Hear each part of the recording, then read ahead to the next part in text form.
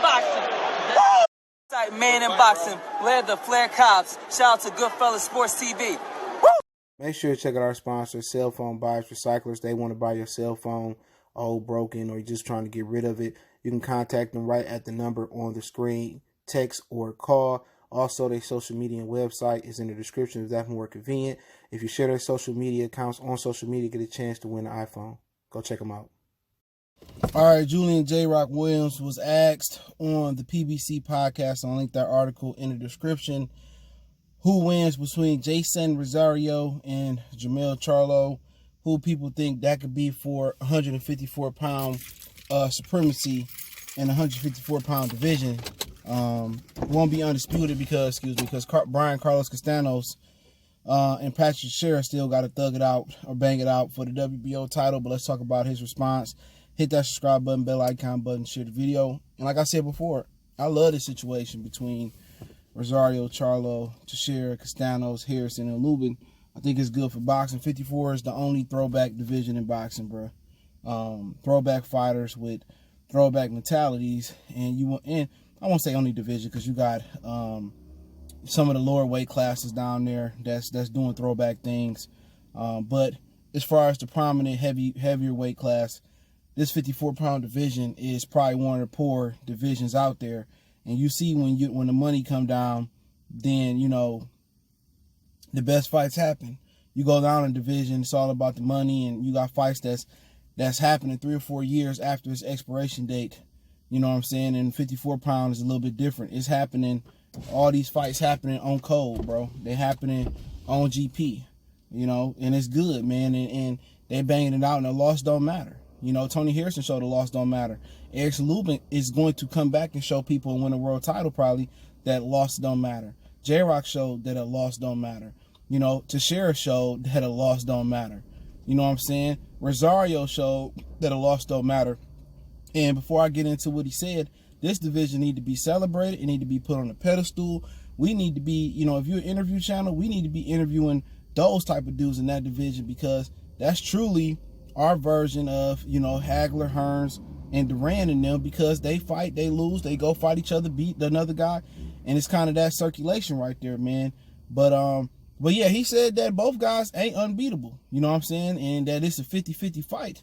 And I think a lot of people that's kind of breaking down film from this fight because a lot of us got a lot of time on our hands with the quarantine and all that other stuff, man. A lot of people I spoke to believe it's a 50-50 fight that the Banana Boy can win in Rosario, Charlo don't like pressure, and, Rock didn't go into details as far as what he's seen and what he know, but Rosario, he said it depends on, who shows up that night. And I do truly believe that he's talking about Rosario. If Rosario keep the eye of the tiger and he keep the training regimen that he had, they had him, excuse me, my neck hurt. They had him out of a halfway house. He basically trained out of a halfway house where he only got a certain amount of time to spend for leisure time, but everything was training, eating the right thing. If he cheated on his diet or he slipped on his training, then he was going to get kicked out the program. And if he keep that, with the riches and the bridges that's coming, coming this way, and he keep that same training regimen, then, he going to go on and have a great chance to beat Charlo and have a great chance to rule over the 154-pound division. And with his frame, he might can be able to move up a couple more divisions. People know that Gallimore dropped him 3 times and stopped him. But then again, it all depends on, who was there that night. As far as, was he physically in shape that he was against J-Rock, or was Gallimore just a bad matchup, or did he underestimate him?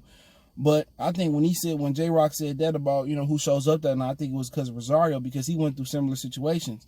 He fought at home, and he changed his regimen up. He trained at home for he trained at home for Rosario.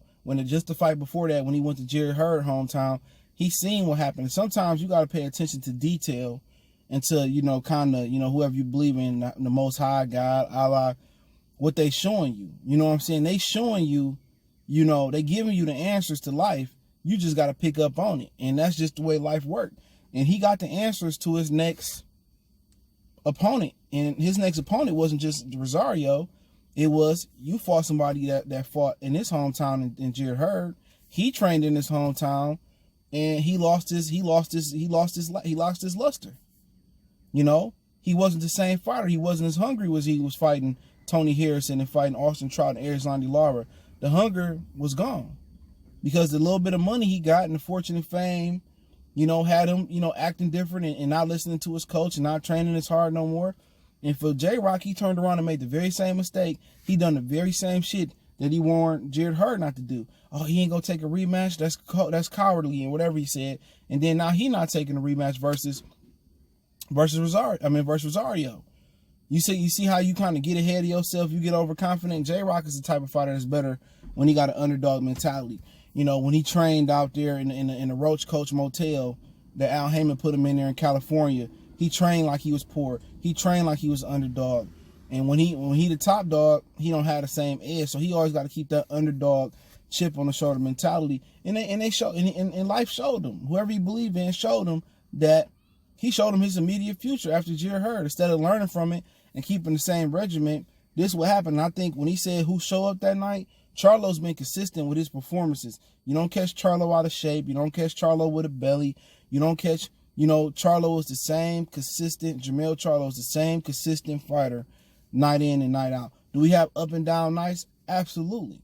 That's every fighter. You ain't going to train for 8, 10, 12 weeks. You figure deal me? You're not going to train for that amount of time and always for 10, 5, maybe even 3 years in boxing, peak on the same night, especially with the lack of inactivity. So I think J-Rock was talking to Rosario. Or it depends on who show up. Because Charlo's been consistent. You know what you're going to get with Charlo and Derrick James. He going to come in shape. He going to be focused. You may be able to get inside his head mentally, but Rosario don't seem to be that type of fighter. But to me, I think it is a 50-50 fight. Charlo has a lot of deficiencies. And Rosario, the way he holds his position and the way that he applied pressure on J-Rock, if he able to keep Charlo on the back foot and don't let him mount momentum on the front foot, he'll be able to defeat him rather easy.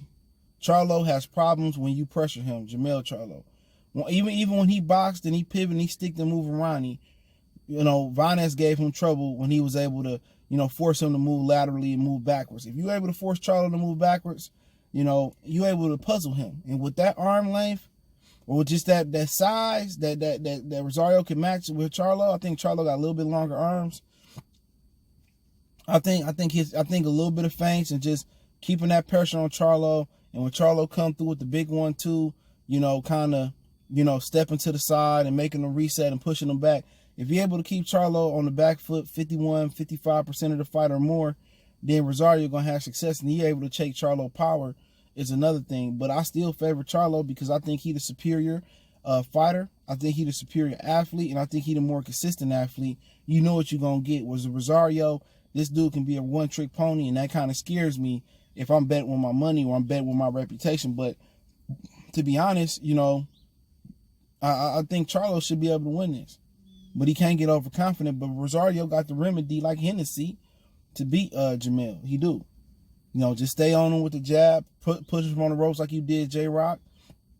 All Charlo going to do is throw a big 1-2.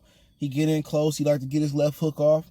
All you got to do is, when he throw that big 1-2, step to the side. Or you can hold your position and you can punch with him. You know what I'm saying? Or you can catch and shoot. Depends in a lot of different ways you can handle that 1-2. Because it's coming at the same speed. It's coming with the same velocity and the same veracity. That's his money. That's his bread. A 1-2, a heavy 1-2. It's not a pistol 1-2 where he's going to double it up, triple it up, and come back with the 2. Or he's not going to just throw the 1 and then, throw the 1-2 or just throw the 1 and then, maybe come and lead with the 2 the next time. No, he don't really have that, at this point, he don't really have that, look at the word, variety. Punch variety. His punch variety is 1-2 and the left hook. And he could touch you to the body. He showed that versus Tony Harrison. So for Rosario, keep Charlo on the back foot. Keep applying the pressure like you did with J-Rock. And be prepared for that big 1-2 coming right down the pipe. And be able to evade that and return fire. But I think it's going to be one of the best fights, that we've seen in our generation. If Rosario is what we've seen that he was versus J-Rock. If he don't get complacent, if he don't get happy, he going to make a good payday. And, the reason fights like this can happen with no hesitation is because there's no real money at 154 pounds. None. There's no real moolah there. You know what I'm saying? They ain't got paid $3, $4, $5 million. Man, these dudes barely making $1 million. And that's why I'm surprised that Sean Porter don't want to move up. The first prominent welterweight that move up is going to be the cash cow. If Sean Porter move up, he instantly be the cash cow. He just another nigga at 147. He just another number.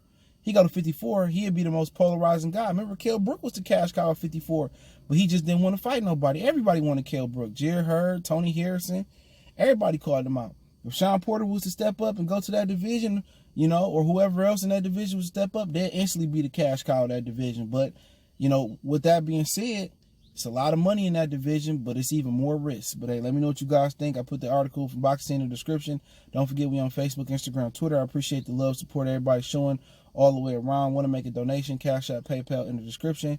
One time for the one time. Y'all know what the business is. It's your boy CJ Goodfella. We gone.